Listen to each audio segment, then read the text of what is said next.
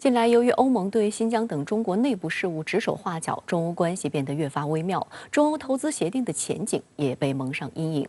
对于有关中欧投资协定审议被暂停的说法，中国外交部回应称，中方愿同欧方保持沟通和协作，共同推动协定早日生效。德国总理默克尔也再次重申对中欧投资协定的支持。 欧委会周二表示，考虑到近期中欧关系，中欧投资协定审议被暂停。对于这样的说法，在周四的外交部例行记者会上，发言人汪文斌作出回应。我注意到有关的报道，也注意到欧盟发言人随后否认了这一说法。中欧投资协定的本质是互利互惠的，协定符合双方的利益，有利于中国，有利于欧盟，有利于世界。 中方愿同欧方保持沟通和协作，共同推动协定早日生效，造福双方人民，向国际社会发出中欧支持维护开放型世界经济的积极信号。 经过长达7年、共35轮谈判，去年12月30号，中欧共同宣布如期完成中欧投资协定谈判。根据程序，谈判完成后还要数月时间进行文本翻译、校对等工作，并得到欧盟各国政府和欧洲议会的批准。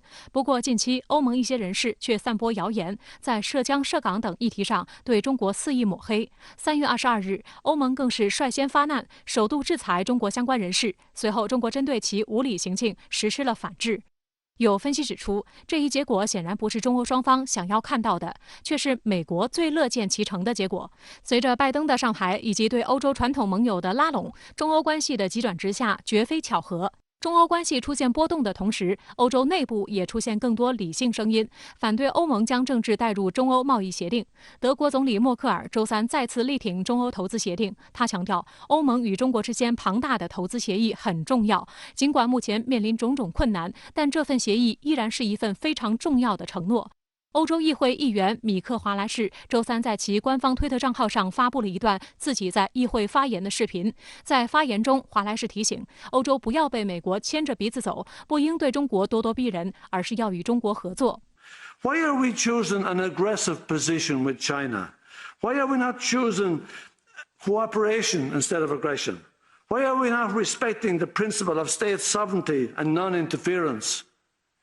We should be working for peace with China.